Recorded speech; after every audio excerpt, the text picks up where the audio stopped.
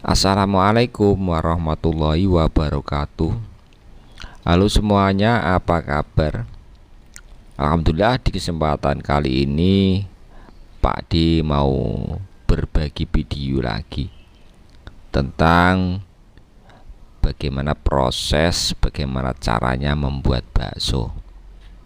Dan sangat kebetulan sekali apabila teman-teman juga konco-konco semuanya ada yang mau membuat bakso sendiri di rumah. Sangat cocok sekali ketemu video saya. Oke, ikuti saja terus step by step, jangan di skip supaya tidak gagal paham. Mari kita bongkar.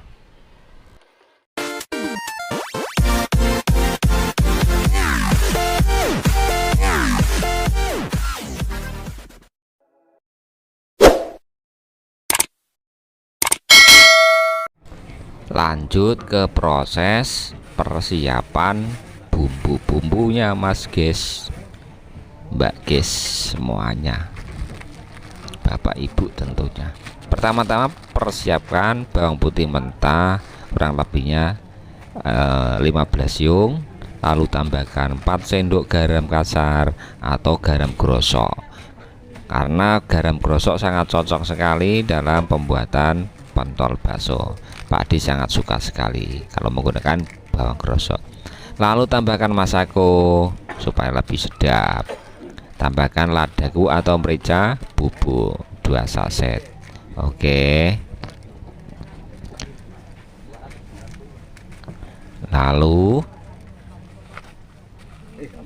tambahkan bawang goreng 1 bungkus. Oke, seperti yang ada di video. Pak D nggak pernah menimbangnya berapa, cuma 1 bungkus, perkiraan seperti itu. Lalu tambahkan gula merah 3 butir atau 3 entu, ini kalau bahasa saya ya, Jawa Timuran, 3 entu. Lalu tambahkan penyedap rasa biar rasanya lebih mantap 4 sendok makan ya Mas konco-konco. Tambahkan 2 butir telur ayam gitu ya Mas konco semuanya. Lalu kecapnya biasanya Pak D menggunakan kecap sedap yang 2000-an. Lalu untuk tepungnya ini Pak D biasa menggunakan tepung Gunung Merapi ini. Kalau di sini adanya cuma Gunung Merapi. 1 bungkus ini kira-kira setengah kilo ya, 500 gram ya. 500 gram ditambahkan tepung sagu atau tepung aren 250 gram atau 1/4 kilogram begitu. Oke Mas guys, Ibu guys, ya ini dagingnya sudah siap. Kalau sudah siap segera di rajang kasar ya. Proses perajangan kasar, dirajang kasar dulu seperti yang ada di video. Ini usahakan yang korotan atau tetelan ini ya Mas guys ya, didahulukan ya, karena ini rodo alot begitu. Jadi kita dahulukan. Nah oke, ini pisaunya harus benar-benar tajam ya gitu ya Mas guys,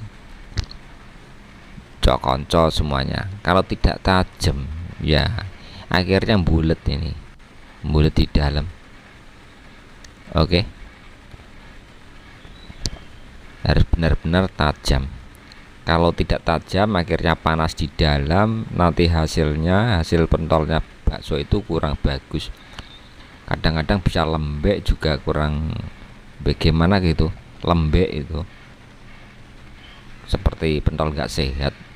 Itu harus diprotes sih yang punya gilingan, karena pentolnya tidak normal karena matang di dalam gilingan seperti ini. Dan teman-teman apabila memasukkan ini harus hati-hati juga begitu ya, takutnya kena pisaunya ya, itu kena yang berputar itu, harus hati-hati. Lebih baik yang punya gilingan saja, yang sudah pengalaman. Oke, Langkah selanjutnya, setelah selesai kita tuangkan ke wajan penggilingan seperti ini, lalu masukkan semua bumbu-bumbu yang sudah disediakan tadi. Kita giling sampai benar-benar halus, lalu tambahkan es batu supaya suhunya selalu stabil ya, tidak matang duluan sebelum dicetak. Begitu ya teman-teman, juga cokonco. Setelah halus, masukkan semua tepung yang sudah disediakan. Tepung tapioka, juga tepung sagu atau tepung aren, tambahkan 2 sendok STTP ya, pengenyal bakso, biar nanti hasilnya lebih kenyal dan lebih padat begitu. Kita giling ya teman-teman, cokonco semuanya kita giling sampai kalis ya teman-teman, sampai benar-benar kalis. Jangan berhenti mengaduk sebelum benar-benar kalis ya, supaya baksonya nanti tidak gampang rusak atau gampang pecah ya, kadang-kadang seperti itu kalau kurang kalis. Ini harus diaduk sampai benar-benar kalis, digiling. Itu teman-teman juga konco-konco semuanya. Nah, untuk pemula ya, pemula membuat bakso, jangan lupa memberi pesan pada yang punya gilingan, yang tukang gilingnya, supaya jangan terlalu encer ya, biar tidak lembek nantinya jadi baksonya. Oke, ini sudah kelihatan sangat kalis dan siap untuk diambil dari penggilingan. Kita masukkan ke dalam wadah. Teman-teman bisa membawa wadah sendiri ya, ember atau apa gitu. Ini Pak Di nggawa membawa plastik begitu ngono kuwi, gak popo wis kresek ya. Kita ambil semua, kita ambil semuanya. Dan nanti teman-teman jangan keburu langsung pulang ya, seperti ini. Kalau sudah berhenti sih jangan langsung pulang, dibawa pulang. Kita buka dulu, ini masih banyak nih, masih banyak banget nih, lumayan di dalamnya. Di dalam cekungan itu masih ada ya, biar dibersihin dulu. Oke teman-teman, juga cokonco semuanya. Nah ini sudah diambil, ini sudah dibersihin. Oke teman-teman, kalau sudah semuanya bersih, kita bawa pulang ya teman-teman ya. Dalam proses pencetakan atau proses pembulatan ini, teman-teman harus sediakan air panas. Kita panaskan setengah panci saja ya, cukup. Tentunya dalam proses pembulatan ini, biasanya kalau Pak D saya ambil dari atas kompor ya, saya bawa turun. Kalau teman-teman mungkin baru belajaran, masih belajar, ini di dalam masih di atas kompor saja nggak apa-apa, tapi apinya harus kecil, pokoknya panas tapi tidak mendidih, begitu ya teman-teman ya. Kalau Pak D sudah terbiasa, kadang-kadang Pak D ini menggunakan air dingin. Karena apa? Takutnya itu kalau di atas kompor itu ada yang mateng dan ada yang masih mentah kan, begitu, nggak podo, nggak sama gitulah ya. Jadi Pak D suka yang airnya hangat, pokoknya panas lah gitu, nggak sampai dingin pokoknya. Itu caranya ya. Jadi teorinya orang itu sendiri-sendiri, ada yang suka dingin, ada yang suka panas. Jadi kalau Pak D suka yang air panas, langsung diambil dari kompor ya, diturunkan begitu. Kalau adonannya itu bagus, itu enggak masalah, menurut saya begitu ya, enggak masalah. Kalau di atas kompor itu takutnya itu sudah ada yang matang, ada yang belum, nggak sama gitu, nggak bareng gitu ya, begitu ngono kuwi caranya. Dan tentunya untuk teman-teman yang baru pemula itu ya harus ekstra sabar dalam mencetak ini ya. Usahakan selalu belajar pakai tangan kanan ya teman-teman ya. Nanti ya kalau sudah kebiasaan pakai tangan kiri, itu pakai tangan kanan itu nggak bisa, sulit begitu, harus tangan kanan. Dipandang mata juga enak kalau menggunakan tangan kanan, kalau menggunakan tangan kiri kok gimana gitu. Jadi Pak D itu dari belajar itu sudah pakai tangan kanan, jadi tangan kiri itu nggak bisa. Kalau tangan kiri itu kan kesannya kayak jorok kan, begitu toh. Oke, seperti itu caranya, gunakan air panas tapi bukan mendidih.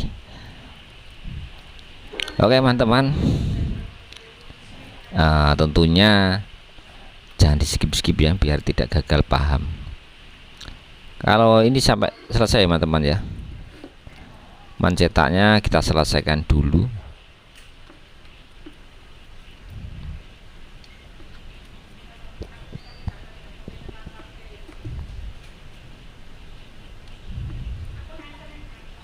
Dan tentunya perlu diingat ya teman-teman ya, bahwa membuat bakso itu zaman sekarang itu tidak hanya pakai daging sapi saja, banyak varian sekarang itu, ada yang daging ayam, ada daging dari ikan laut,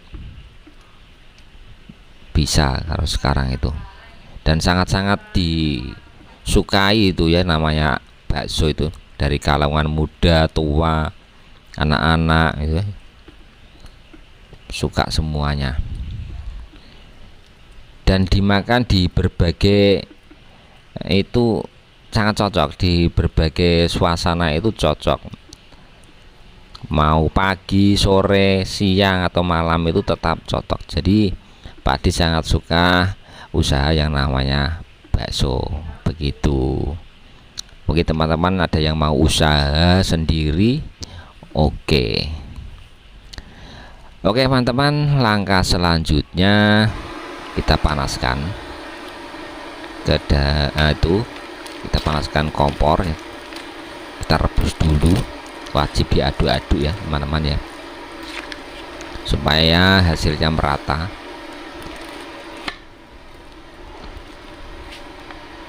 Oke, setelah mengambang-ambang atau timbul ke atas itu artinya sudah matang dan siap ditiriskan. Oke, kita tiriskan, sudah selesai, sudah matang ini ya teman-teman, juga cokonco semuanya.